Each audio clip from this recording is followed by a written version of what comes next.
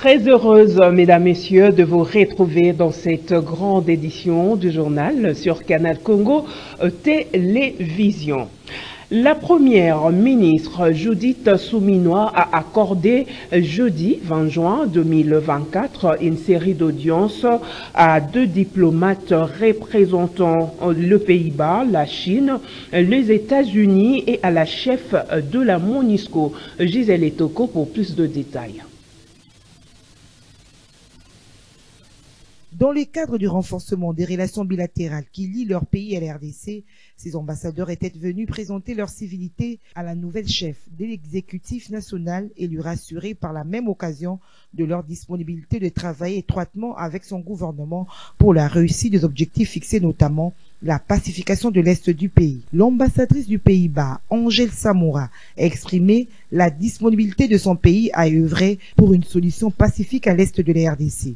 Aussi, dans son échange avec la première ministre, elles ont passé en revue les prochaines étapes de la nouvelle feuille de route sur l'amélioration du climat des affaires. Visite de courtoisie pour faire sa connaissance et aussi pour assurer l'appui du Pays-Bas dans le développement de l'RDC.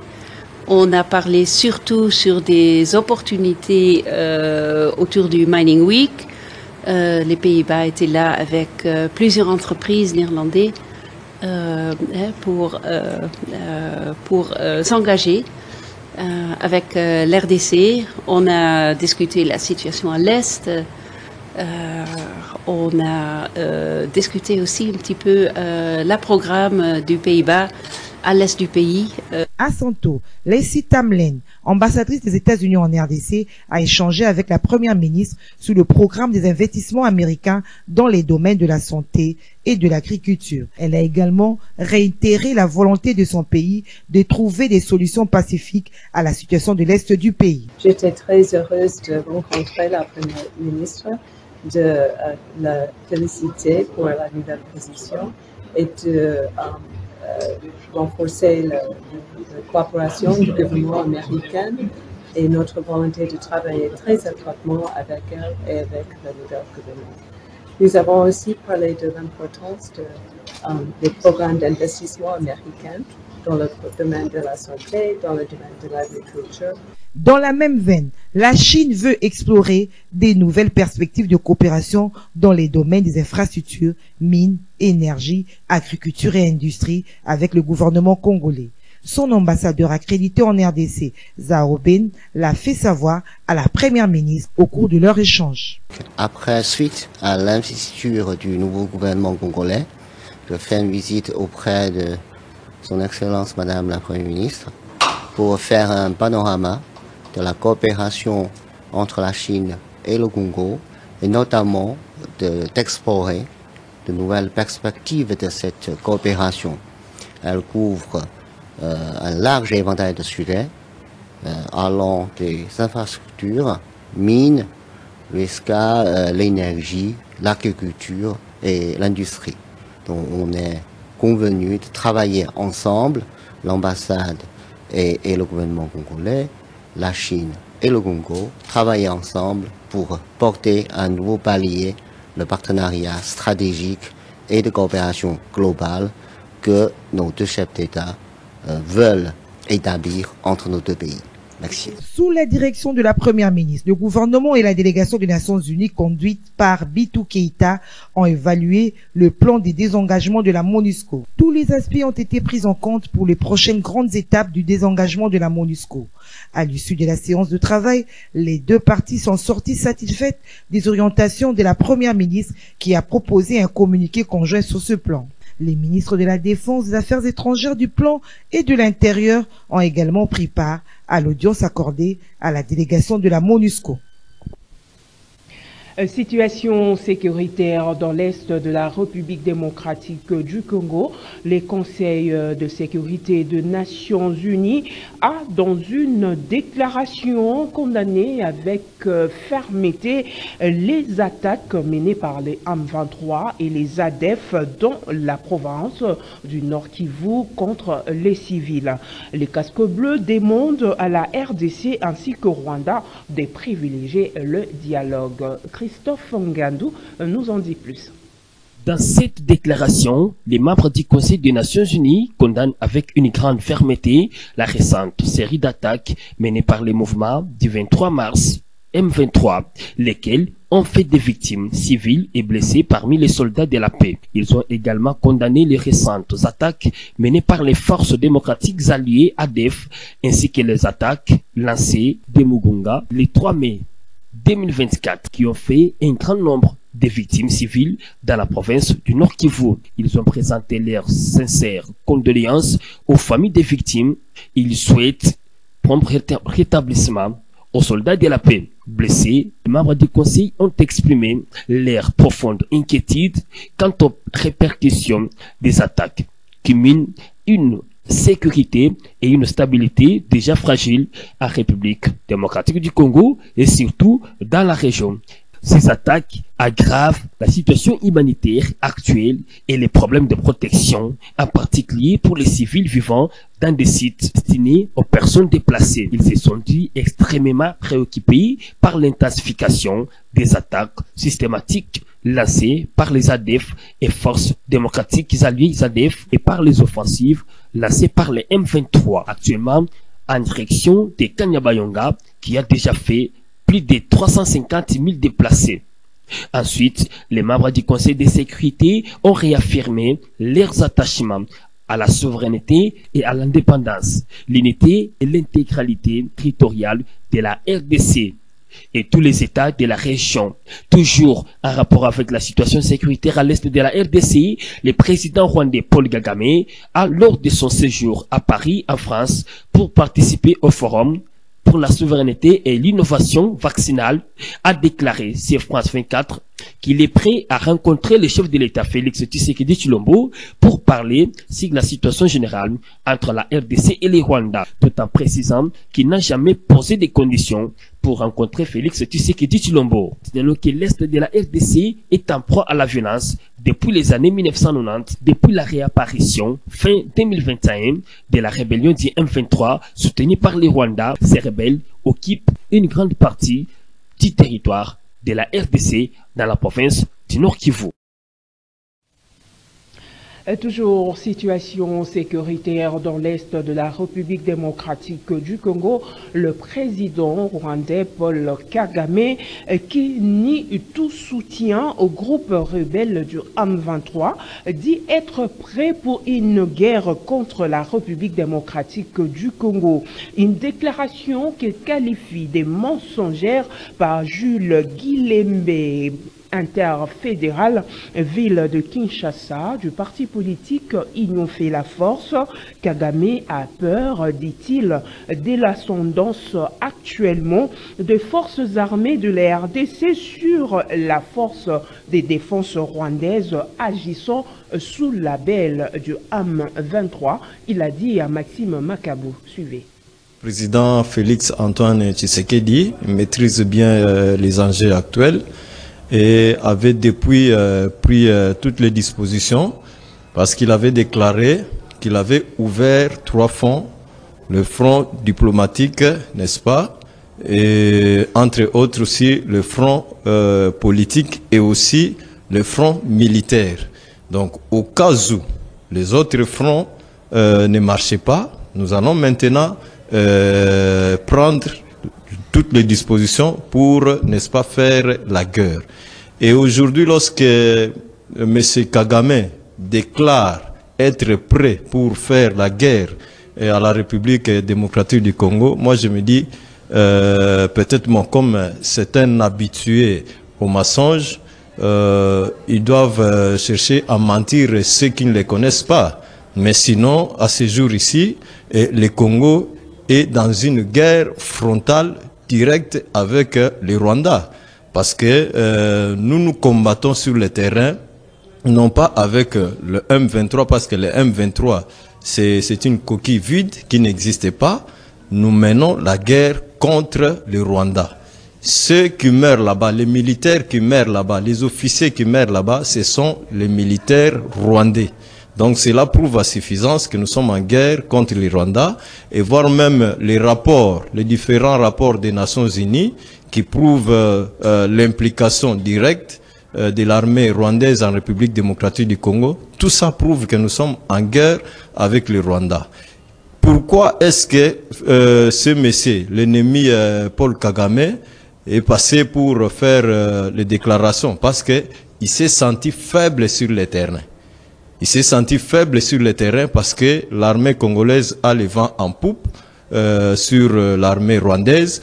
C'est en quelque sorte comme l'armement moral, n'est-ce pas, vis-à-vis des militaires rwandais pour montrer, n'est-ce pas, à l'opinion que le Rwanda n'est pas encore en guerre. Et si jamais il se mettait en guerre contre la République démocratique du Congo, la donne va changer.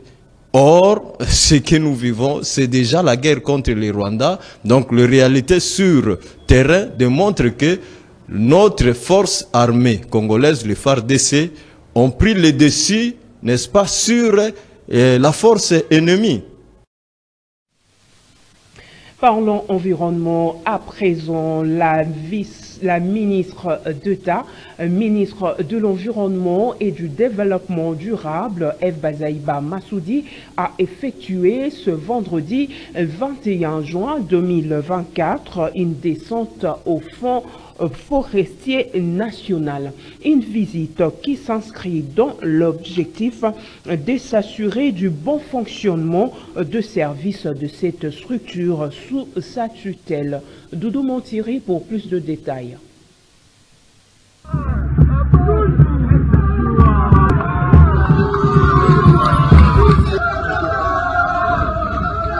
C'est dans l'objectif de s'assurer du bon fonctionnement de services au sein du Fonds forestier national que la ministre d'État en charge de l'environnement et développement durable est descendue ce vendredi dans les installations de cette structure dont la mission est d'assurer les financements des opérations de reboisement, d'aménagement forestier et de contribuer à la reconstruction du capital forestier sur l'étendue du territoire national. Cette visite plutôt solennelle de l'autorité de tutelle, une occasion pour la délégation syndicale de présenter un mémorandum sur la situation sociale et conditions de travail des agents et cadres de cet établissement. Dans son adresse, le directeur général du FFN, Honoré Moulumba, a sollicité une augmentation de son budget annuel qui oscille autour de 7 millions de dollars américains pour atteindre au moins 100 millions de dollars américains afin de bien accomplir sa tâche. Et donc, lorsque la tutelle vient, nous l'écoutons, nous l'obéissons et nous pratiquons ce qu'elle demande. Je crois que nous sommes en train de partir vers un nouveau départ qui demande la bonne gouvernance, la transparence, mais qui demande aussi une bonne relation entre le conseil d'administration et la direction générale. Et donc, je ne suis pas autorisé de dire certaines choses ici. Je crois que la tutelle qui a rencontré le Premier ministre hier a pris des dispositions pour nous encadrer afin que cette fois-ci le Fonds forestier aille de l'avant parce que comme vous le savez, la première mission c'est financer des opérations de reboisement. Nous allons donc avec le DGA nous en tenir à ce qu'elle demande, à ce qu'il veut pour que la vision du chef de l'État qui est devenue la sienne et qui est la nôtre puisse s'accomplir. Pour sa part, la ministre d'État en charge de l'environnement et développement durable est revenue sur l'historique du FFN qui émane de la volonté de chef d'État d'Afrique centrale pour maintenir le capital forestier face à la déforestation. Vous constituez donc une banque de la forêt et vous êtes appelé à soutenir, appuyer les organisations non gouvernementales ou les privés qui sont en mesure de nous permettre d'atteindre cet objectif. Votre rôle, votre mission, c'est de mobiliser. Et il y aura des demandes que nous allons valider au niveau du cabinet, le ministère de tutelle. Il y a un mécanisme, un comité de sélection qui doit se faire de manière transparente, même si c'est un membre de famille, mais que les membres de famille répondent aux critères de la loi. Eve Bazaïba a également mis un accent sur la transparence dans la gestion de cet établissement et sur les personnels qualifiés pour le bon fonctionnement de l'entreprise. Direction à présent l'organe délibérant de Kinshasa où la plénière consacrée à l'interpellation du directeur général de la DGRK s'est poursuivie ce vendredi 21 juin 2024 à l'Assemblée provinciale de Kinshasa sous la conduite de son président Lévi Mbuta. Miché Moussaka a répondu aux préoccupations soulevées par les élus de la capitale lors du débat de précédentes plénières. Un reportage de Maxime Makabou et Georges Libengue. Au total, 19 questions ont été soulevées par l'auteur de l'interpellation sous la conduite du président de l'Assemblée provinciale de Kinshasa, Lévi Mbuta.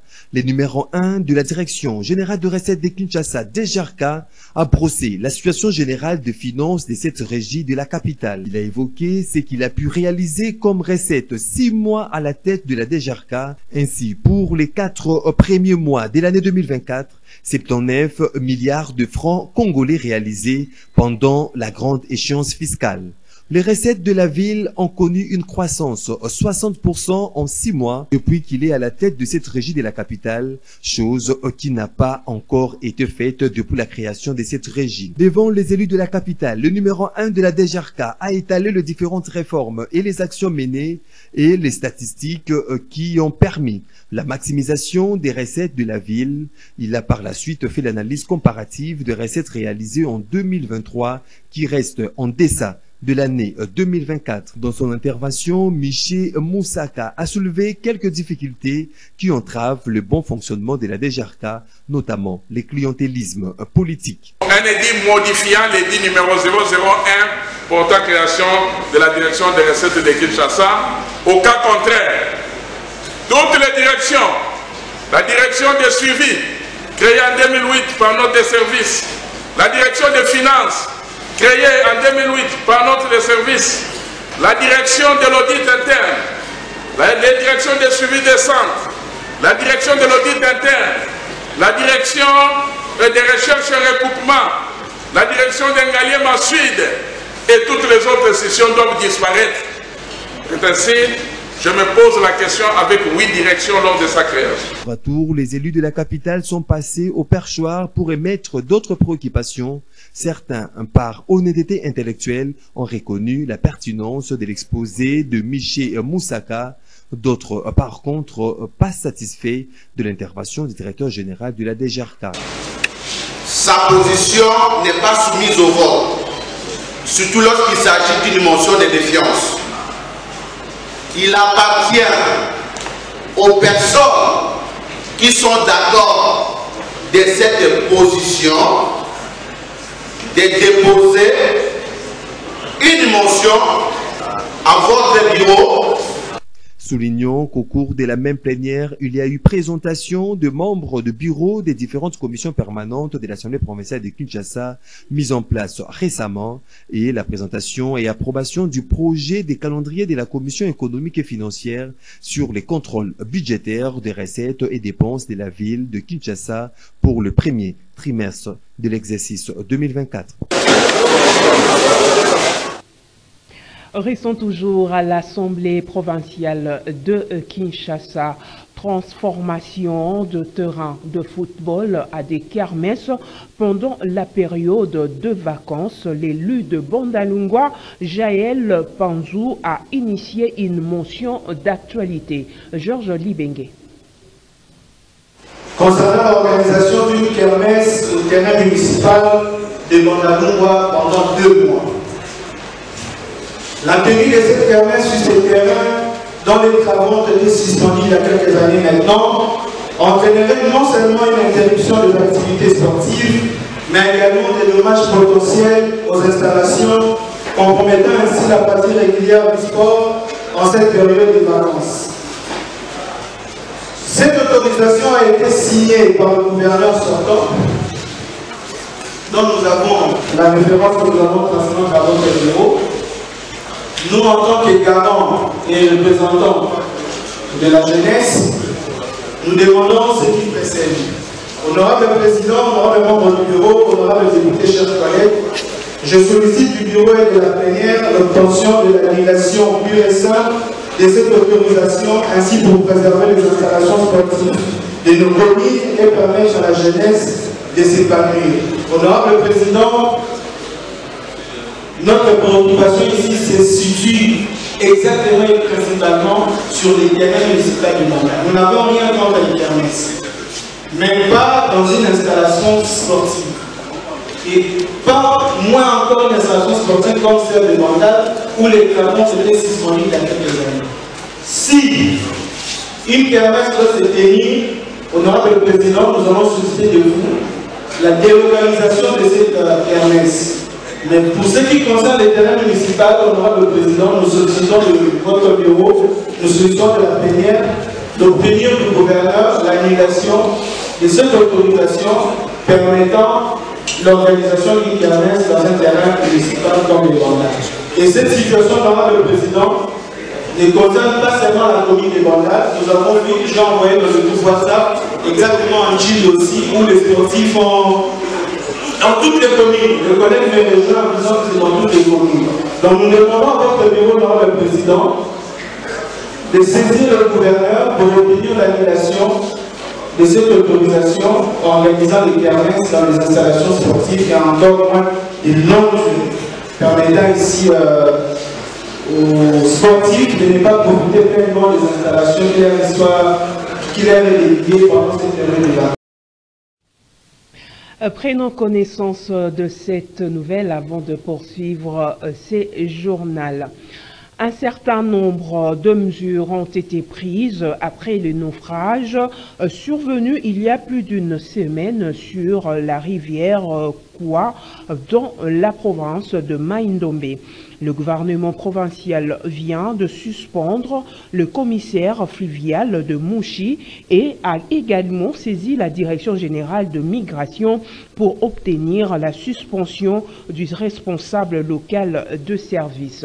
Il est reproché au commissaire d'avoir autorisé la navigation de l'embarcation naufragée sans aucune formation d'usage et à l'agent de la DGM d'être incapable de brandir les manifestes identifiant les passagers et qui ont pris part à bord de 2 embarcations de la compagnie HB Saint-Tété.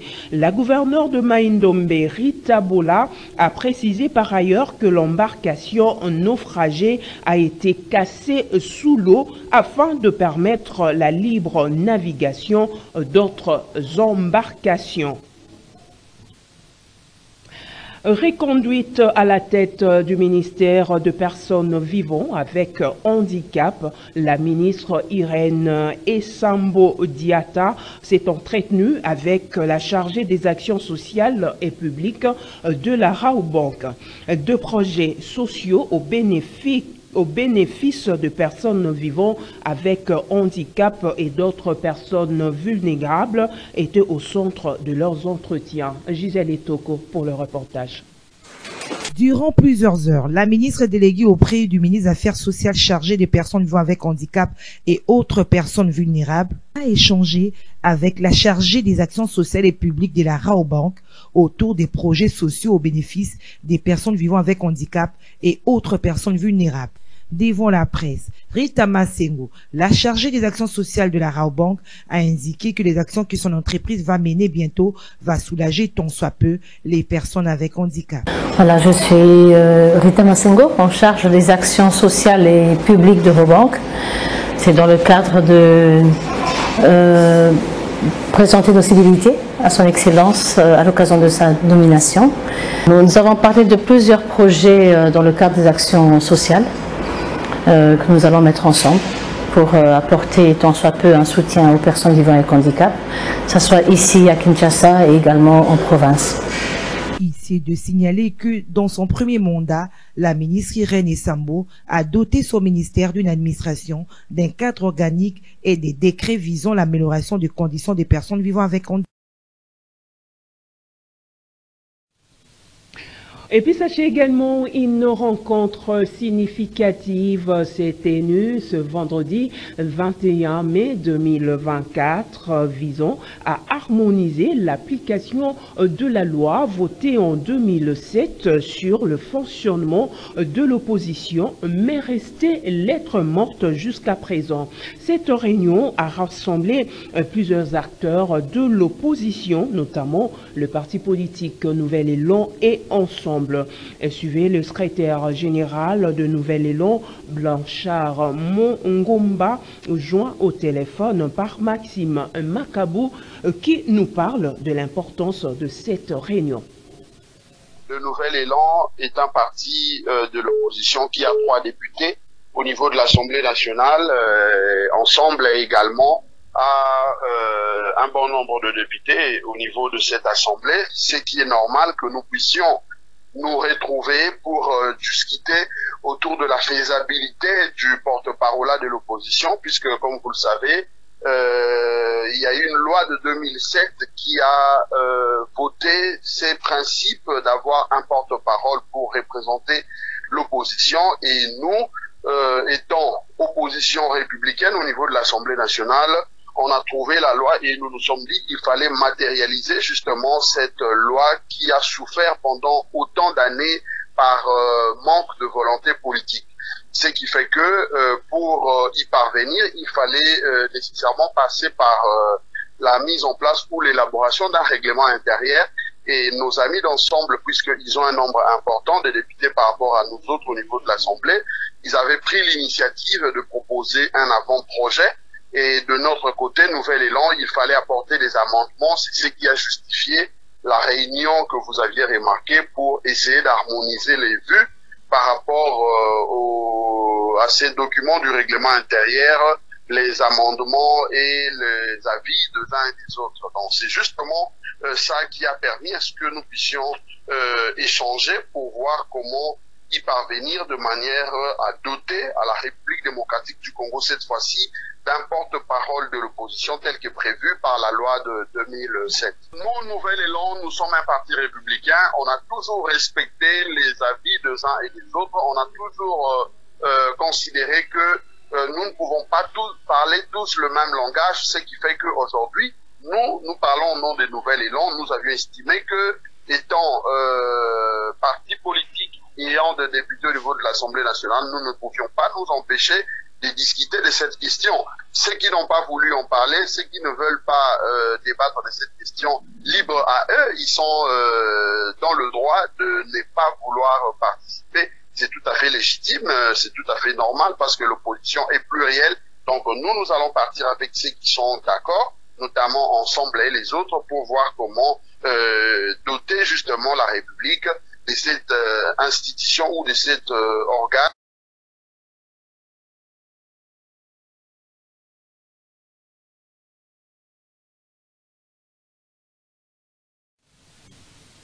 Et pour terminer, dans une déclaration rendue publique ce vendredi 21 juin 2024, l'intersyndicale de la société de transport Transco dénonce la situation d'incertitude qui gangrène le bon fonctionnement de cet établissement public.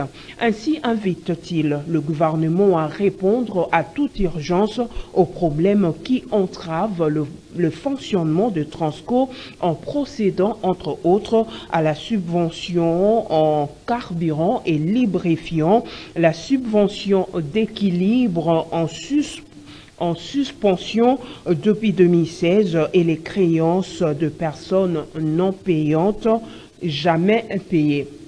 Suivez l'extrait de leur déclaration lu ici par Nelson Moudia-Ouamba, secrétaire général de l'intersyndicale, au micro de Srak Ngimbi. Nous, l'intersyndicale de l'établissement public Transco, revenons de nouveau pour dénoncer la situation d'incertitude qui gangrène le bon fonctionnement de l'établissement public de transport au Congo, Transco ainsi. En effet, de date en date, concernant la situation qui prévaut actuellement à Transco, dans lesquelles correspondances nous avons eu à présenter en détail le problème majeur qui pince ces prestigieux établissements publics, notamment 1. La subvention en carburant et lubrifiant, dont les ravitaillements et à compte-gouttes depuis un certain temps. 2. La subvention d'équilibre en suspension depuis 2016. Les créances de personnes non payantes, jamais payées. La dotation du gouvernement délibérée en Conseil des ministres. Longue histoire. La convocation de la tripartite. Pourquoi la tenue de la tripartite? Au regard de ceci, la situation calamiteuse de Transco n'est pas à démontrer, qu'il ne vit que de moindres recettes locales, du coût des billets à 500 francs, la tarification d'autorité, avec un effectif de plus de 3000 agents et cadres. Quel salaire doivent-ils s'attendre si pas celui le plus modique par rapport aux agents d'autres services publics de l'État? De tout ce qui précède, l'intersyndicale prônant le syndicalisme de participation et le dialogue, elle a suffisamment pris son temps de respecter la procédure en matière de travail, mais malheureusement jusque-là sans succès. C'est pourquoi l'intersyndicale, constatant que sa sonnette d'alarme ne semble pas être écoutée par l'État propriétaire, en dépit des efforts, de tous les efforts réalisés sollicitant le pourparler, surtout qu'avec la lourde pression des agents, ces cadres qui pèsent sur nos épaules, n'attendant que coûte des solutions satisfaisantes de la part de leurs représentants, et si jamais de non-recevoir de l'État propriétaire demeurait toujours sans surprise, ça sera la bonne occasion délibérée par l'État propriétaire pour les contractuels travailleurs de Transco de décider de son sort dans le jour le plus proche. Mesdames, Messieurs, ce journal est terminé. Merci de votre aimable attention. Merci également à Bruno Ndinga pour la prise de vue. Je vous retrouve encore demain avec ces mêmes plaisirs. Au revoir.